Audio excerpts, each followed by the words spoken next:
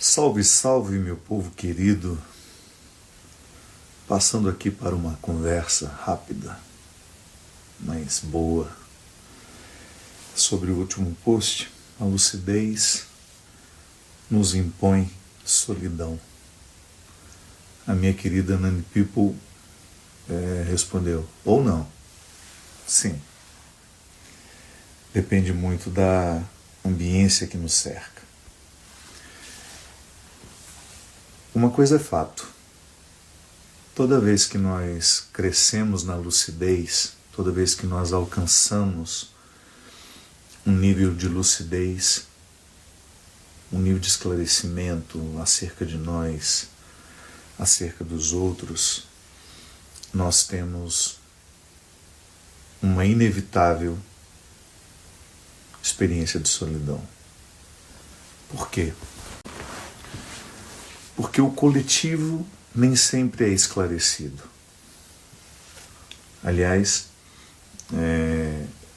o que a gente percebe é um emburrecimento coletivo cada vez mais presente na sociedade. A gente vê pelos movimentos das redes sociais, né, como facilmente a gente cai dentro de uma brutalidade, como facilmente a gente estabelece os nossos tribunais de condenação pública, a política dos cancelamentos. E muitas vezes porque nós ficamos inflamados com a nossa ira e às vezes até bem justificados naquilo que nos irrita ou de um posicionamento de uma pessoa. Mas a gente percebe que nós extrapolamos muito porque nos falta o equilíbrio da lucidez. Porque a lucidez é justamente um movimento em nós que coloca no lugar, né? Não tão movidos pelas paixões, ou não tão movidos pela ira, não tão movidos por aquilo que é o mais rápido em nós. A lucidez é que nos chama a atenção para isso. É justo dizer isso, é justo pensar assim, é justo condenar assim. Então, toda vez que nós vivemos uma busca pela lucidez, dificilmente a gente vai ser tão acompanhado de quando a gente não busca. Você pode ser bem sincero com a sua ambiência emocional, a sua ambiência afetiva. Eu não preciso dizer isso para você, você sabe. Mas toda vez que você precisa de um pouco mais de esclarecimento para lidar com algumas questões, você conta nos dedos com quantas pessoas você pode falar sobre isso. As questões da alma, do espírito. Lamentavelmente, porque não temos muitos esclarecidos entre nós, toda vez que a gente precisa desse esclarecimento, a gente paga uma consulta a um psiquiatra ou a um psicoterapeuta. Claro, eles são importantíssimos. Mas nós deveríamos ter uma ambiência mais favorável ao processo terapêutico, né? Quanto mais gente lúcida eu tiver perto de mim, maior é a possibilidade de eu ser também. E, lamentavelmente, o que nós identificamos é que, às vezes, o coletivo está ficando cada vez mais embrutecido. Pela própria cultura que gera o coletivo. As músicas que nós ouvimos, os livros que nós lemos, tudo isso é expressão de quem somos, né?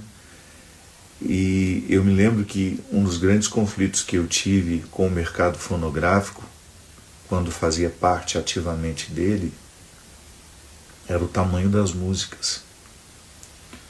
A gente fazia a gravação dos nossos discos, tinha uma pessoa ali com um cronômetrozinho para controlar enquanto a gente fazia as bases, porque as músicas não podiam ultrapassar 3 minutos, porque senão não tocariam na rádio.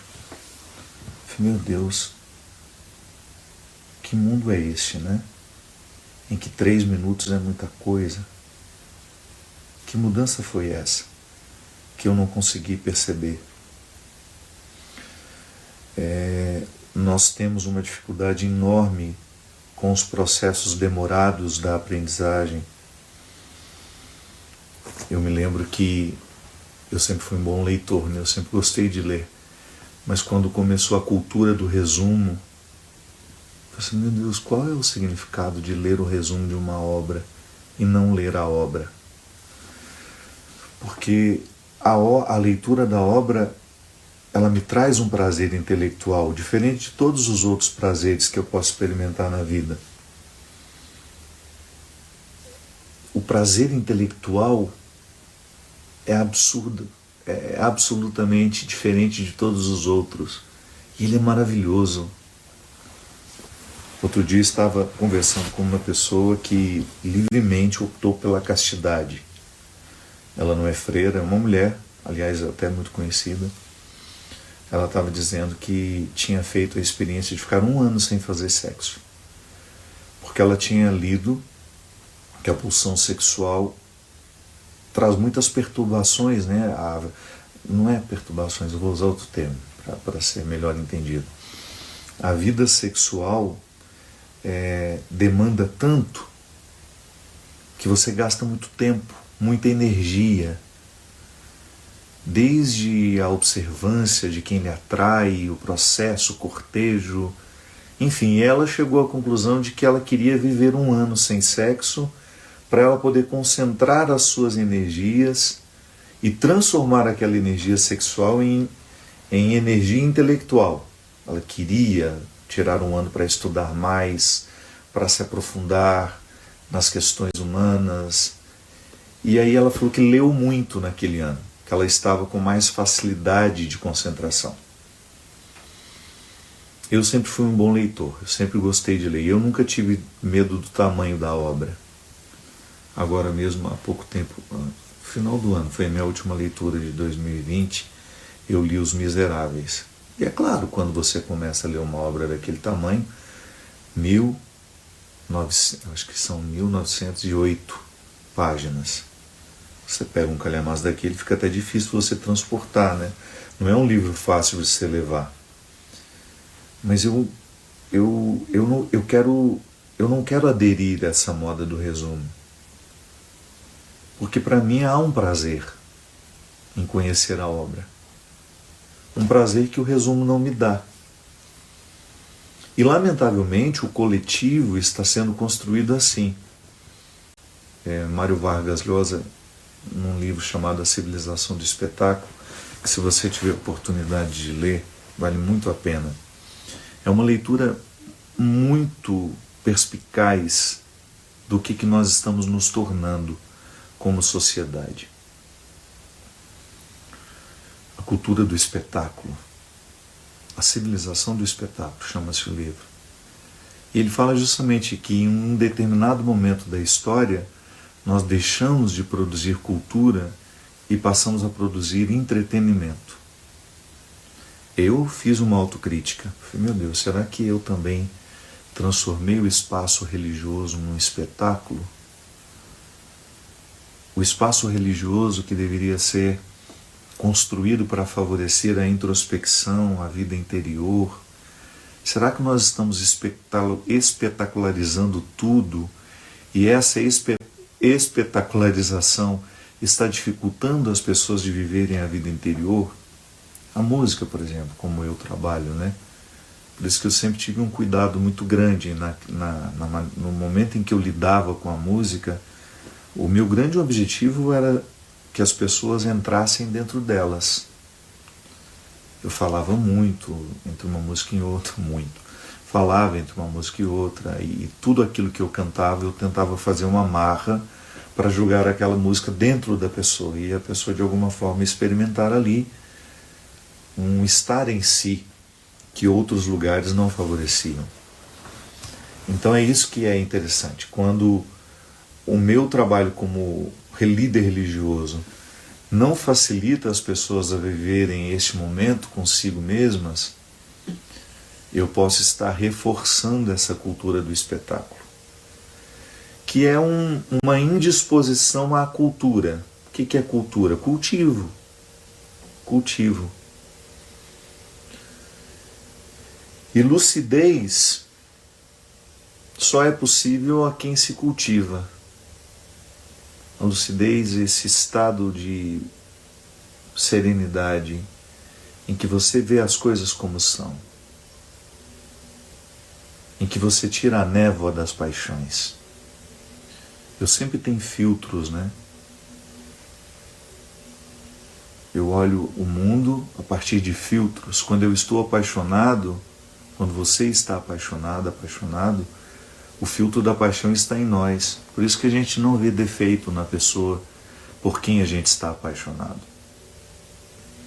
Porque o filtro da paixão retira a lucidez. Fica tudo alterado. E a lucidez é quando nós conseguimos retirar os filtros e a gente enxerga as pessoas como verdadeiramente são, sem idealizá-las, mas também sem diabolizá-las, as realidades como realmente são, as situações como de fato são.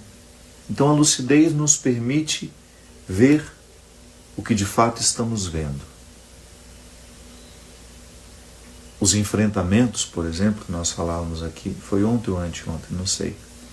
Toda vez que nós vivemos um enfrentamento, o que a gente está tentando é colocar as coisas no lugar, as pessoas em seus devidos lugares.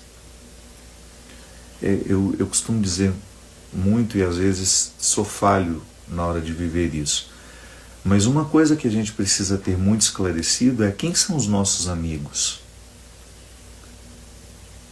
Com quem você gasta o conceito de amigo? Às vezes nós chamamos de amigo quem só é conhecido. Por que eu faço essa distinção? Porque isso é uma lucidez que eu quero ter. Eu posso gostar muito da pessoa, mas se eu não tenho acesso a ela, se eu não abrir acesso a ela, se nós não nos visitamos com regularidade, com transparência, não é amizade. É uma forma de conhecimento. A amizade é um estágio mais elevado. É uma vida compartilhada, é um dia a dia mais partilhado. E não é nenhum problema você colocar aquela pessoa num determinado lugar, porque você está sendo lúcido, você está esclarecendo o conceito, você está fazendo uma interpretação correta do papel que aquela pessoa representa na sua vida. E eu sei que às vezes, quando nós queremos fazer isso, as pessoas acham que nós somos loucas ou que nós estamos sendo cruéis. Não. Nós só estamos querendo ser lúcidos, para que a partir dessa lucidez a gente estabeleça o lugar de cada um nessa ceia que é a vida. Quando eu digo que a solidão pode, ou melhor, quando que a lucidez de alguma forma nos impõe uma solidão, é por isso. O coletivo está muito emburrecido. Os lugares que nós frequentamos, as pessoas com quem nós convivemos, está todo mundo muito embrutecido, emburrecido, sem reflexão. É aquilo que eu repito sempre, né? Nós somos excessivamente reativos. Nós reagimos rapidamente a tudo. Tudo. Nós reagimos imediatamente. A nossa ira está sempre à flor da pele, o nosso amor também sempre à flor da pele. Mas nem sempre as nossas reações são consistentes, elas não duram, porque elas são ocas de significados. Então eu posso muito bem ser eternamente reativo, sem ao menos tocar ou saborear a essência da reação. Porque não tem o pano de fundo. É uma reação oca. E quando eu digo que nós somos excessivamente reativos, pouco reflexivos, eu estou falando justamente de mim. Não estou falando de você. Agora eu estou falando com você, mas eu estou falando de um defeito que é meu. Nunca gosto de ficar num lugar como se eu estivesse fazendo tudo certinho e apontando o erro dos outros. Não, não é isso. Eu sofro em ser reativo demais e reflexivo de menos. E essa conduta que me põe dentro de um coletivo, muitas vezes emburrecido, pouco esclarecido, aquela multidão que grita para soltar Barrabás e crucificar Jesus, né? Bem o exemplo, bem o exemplo. Aquela mesma multidão que até então estava acompanhando Jesus, aquela mesma multidão que foi alimentada com 5 pães e 2 peixes, que participou do milagre da multiplicação dos pães, essa mesma multidão depois pede para crucificá-lo. Uma multidão que não entendeu, que apenas reagiu ao estímulo do momento. Se ela tivesse refletido, quem é esse homem que multiplica o pão? Seja por um milagre, que de fato encheram-se os cestos, ou a outra compreensão que também é bonita, porque gerou solidariedade. Então cada um, quando Jesus começou a convidar a gente, vamos retirar o pão que a gente trouxe para Matula, como a gente fala lá em Minas, né? Vamos colocar em comum. Não coma sozinho o que você trouxe para essa viagem, divida com as outras famílias que estão aqui.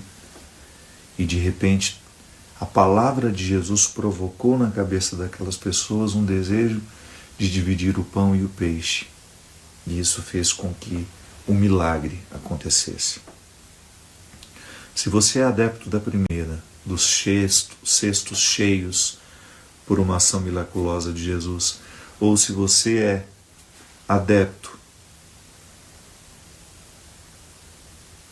da segunda perspectiva, de Jesus convertendo a cabeça das pessoas e movendo-as na direção da solidariedade. O fato é que aquela multidão estava reagindo. Pouquíssimas pessoas ali, de fato, refletiram o que estavam vivendo. Certamente, as pessoas que refletiram o que viveram ao lado de Jesus não gritaram, crucificam. As pessoas que gritavam, crucifica, foram aquelas que apenas reagiram, não fizeram uma experiência dele. E quando eu faço parte dessa multidão emburrecida, eu reproduzo aquilo que nós temos de pior enquanto humanos. O meu julgamento, a minha inclemência, a minha incapacidade de perceber a verdade, ou até mesmo a minha incapacidade de perceber que a vida é um mistério que eu não posso abarcá-la completamente. Abarcá-lo, desculpa. É um mistério que eu preciso abarcar. Então, toda vez que eu opto pela lucidez, eu vou me sentir mais sozinho. Mas como dizia Nani People, ou não, vai depender muito da ambiência que eu criei para viver. As pessoas que estão comigo também estão em busca dessa lucidez. A pessoa com quem você se casou, a pessoa com quem você namora, que você namora, os amigos que você escolheu para ter por perto, são pessoas que vivem em busca da lucidez? Ou são pessoas reativas, quase nada reflexivas? Pode ter certeza. Quando você faz a opção por viver mais esclarecido, você vai ter menos pessoas próximas. E eu não estou falando de aglomeração. Ter gente por perto é muito fácil. Eu estou falando de ter gente próxima. Próxima, você sentir que o outro está próximo. E não é que ele esteja do lado, não. Às vezes ele está próximo, morando lá no Rio de Janeiro, Você morando em São Paulo, ou você morando em Fortaleza e ele morando lá em Belém do Pará. A proximidade existe. Nós não estamos falando da proximidade física, mas da proximidade emocional e espiritual, que é quando você percebe que o vínculo foi estabelecido porque vocês têm o hábito de refletirem juntos. Vocês têm o hábito de refletir juntos o contexto da vida, as questões que os envolvem. Porque a nossa solidão, ela não vai embora quando chega um corpo. A nossa solidão vai embora quando nós nos sentimos abraçados por um outro coração. Eu costumo dizer que a pior solidão é a do pensamento. É você não ter alguém com quem pensar. É você sentir que você não tem espaço para dividir o que você sente e o que você pensa.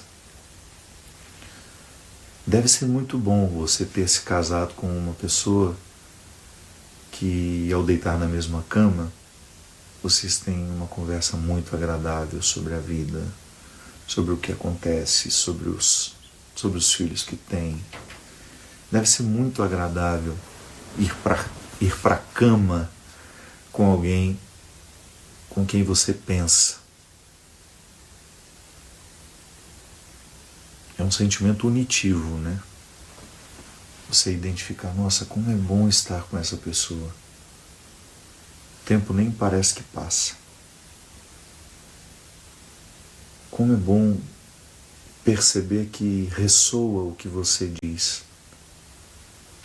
Não é oco. O que você fala está ressoando positivamente. E você se sente acompanhado. E deve ser muito difícil você ir para a cama com uma pessoa com quem você não pode falar absolutamente nada porque não está nessa vibe, para usar um termo bem moderno, né? Não está vibrando na mesma energia, no mesmo desejo de evolução. Porque a característica da evolução, minha gente, é justamente a nossa necessidade de falar. Quando nós estamos evoluindo, nós temos necessidade de falar dos nossos processos. E aí você se sente acompanhado. O outro está vibrando na mesma energia. Podemos até estar em estágios diferentes, é natural. Mas nós percebemos que estamos vibrando na mesma energia. Os melhores amigos são esses, né? Quando não dá trabalho contar o que aconteceu. Não dá trabalho contar o que você está sentindo. Por quê? Há uma vibração que é muito parecida, que começa pelo interesse. O que me interessa?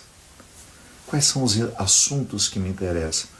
Quando nós nos reunimos, sobre o que nós falamos? Sobre os outros? Não. A gente até toca nesse assunto de vez em quando. Claro.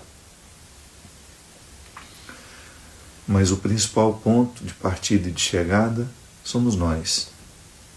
O que nós estamos vivendo, o que nós estamos sofrendo, o que estamos realizando, quais são os enfrentamentos que nós estamos fazendo, quais são as perspectivas. E aí você percebe que a alma se acompanha da forma mais bonita, mais plena. Eu sei que plenitude é uma palavra difícil para nós humanos. Nós não sabemos nem o que é plenitude, porque é tão inacessível o conceito. Mas algumas coisas nos aproximam disso.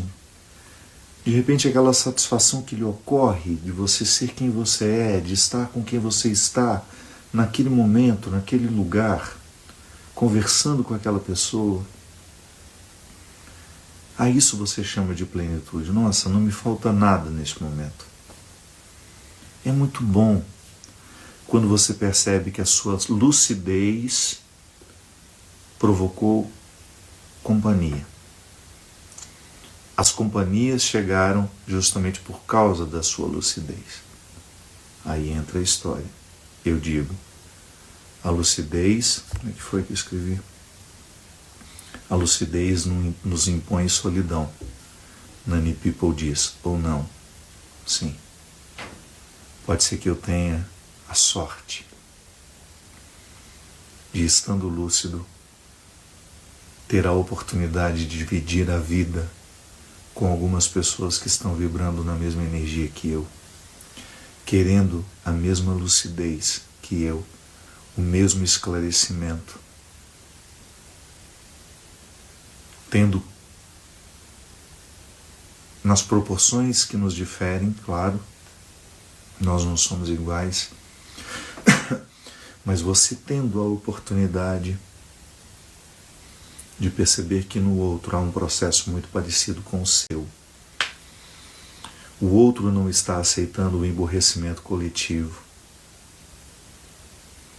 O outro está aceitando a proposta da evolução, da mudança, que nos torna mais gentis, mais amáveis, menos mesquinhos, que nos coloca dentro de uma perspectiva que faz com que a vida seja mais harmoniosa, mais bonita, por que não? Então, lúcidos e acompanhados, ou lúcidos e solitários. Porque quando nós olhamos para a nossa ambiência emocional afetiva, nós identificamos que são poucas as pessoas que estão querendo, que estão buscando essa lucidez que nos qualifica tanto, como homens e mulheres, como humanos.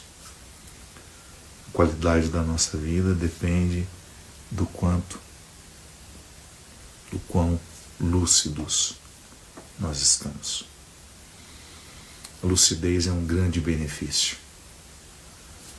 Muitos sofrimentos se estabelecem porque nós não sabemos o que é. Não tem nada pior do que quando nós não sabemos o que se passa conosco. O sofrimento dói dobrado quando nós não temos esclarecimento sobre ele. Mas quando você consegue esclarecer o que está acontecendo, quando essa lucidez lhe ajuda a regimentar os fatos, as situações, as pessoas, e você ter uma compreensão mais apurada sobre isso, como é bom. Não é uma mágica, não é um passe de mágica, porque na vida nada é mágica. Nada é varinha de condão tocando e transformando as coisas. Não. Mas a lucidez nos coloca diante das realidades, diante das pessoas, como realmente são. E aí não sei se a gente sofre menos, mas eu acho que a duração do sofrimento é menor. Pode ser que a gente até sofra ao mesmo tanto. Mas você sofre por um tempo determinado, porque aquela lucidez não lhe permite estender além. Ela lhe fez ver exatamente o que você perdeu, o que você ganhou. Por que nós às vezes sofremos tanto? Porque nós ficamos imaginando que perdemos isso, que perdemos aquilo. A pessoa quando vai embora, né, ela fica maravilhosa, ela fica perfeita. Então, quando ela vai embora, a gente tende a colocar um filtro de paixões, enxergar aquela pessoa com tantos atrativos ou com tantos elementos que ela não tem, mas a ausência dela está provocando em mim aquela ilusão de que ela era tão maravilhosa assim, que era tudo tão maravilhoso que a gente viveu. A lucidez vem, não era tão maravilhoso assim. Aí você começa a ver o que daquele relacionamento não era tão maravilhoso assim. Aí você começa a sofrer pela perda, sim, mas do jeito certo, sem colocar uma lente de aumento, sem dimensionar de uma forma que fique fantasioso. Você vê a coisa no tamanho certo. Ver tudo no tamanho certo. Está doendo? Por que está doendo? No tamanho certo. Está me alegrando? Por que está me alegrando? Mas no tamanho certo. A lucidez nos faz ver com mais precisão a medida das coisas, a medida das pessoas, a medida das realidades. Quando não estamos lúcidos, nós tendemos a exagerar no que sofremos e também nas nossas alegrias. A lucidez nos impede de imaginar ou de colocar sobre o outro as nossas expectativas.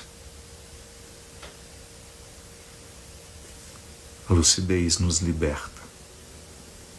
Então, se por acaso você está buscando a lucidez e está se sentindo mais solitário, faz parte. Mas alegre-se. Daqui a pouco você vai encontrar os que estão buscando a mesma coisa que você. Aí você vai fazer as melhores amizades, as mais frutuosas, que é aquela amizade estabelecida entre duas pessoas que querem crescimento, evolução. Você vai estabelecer relacionamentos mais saudáveis, mais frutuosos, e você vai perceber que aquelas pessoas que chegaram à sua vida pela lucidez lhe ajudarão a compor uma nova ambiência emocional que é muito favorável ao nosso crescimento. Não serão pessoas que claro, onde há pessoas, onde há ser humano, há fragilidade, há pecado, Mas quando nós estamos mais lúcidos, a gente erra menos com as pessoas. E aí dificilmente nós permitiremos que alguém nos jogue num fosso de insucesso, de fracasso, e nem tampouco faremos isso com os outros. Construiremos relacionamentos mais leves, mais frutuosos, mais sagrados. É isso, minha gente. Era isso que eu queria partilhar com vocês. A lucidez nos impõe solidão. Ou não. Tudo vai depender da ambiência emocional que está ao nosso redor. Do fundo do meu coração eu desejo que você tenha muitas, mas muitas pessoas que estejam buscando o mesmo, que estejam buscando lucidez, que estejam buscando aprimoramento, aperfeiçoamento, evolução. Essa vida passa muito rápido e não devemos desperdiçá-la, permanecendo estagnados nas nossas misérias, nos nossos fracassos, naquilo que em nós não está harmonioso. Evoluamos, é o caminho. Obrigado pela companhia de vocês. Desculpe-me pelo avançado das horas. Foi um prazer enorme dividir este momento aqui com todos vocês. Muito obrigado pela confiança.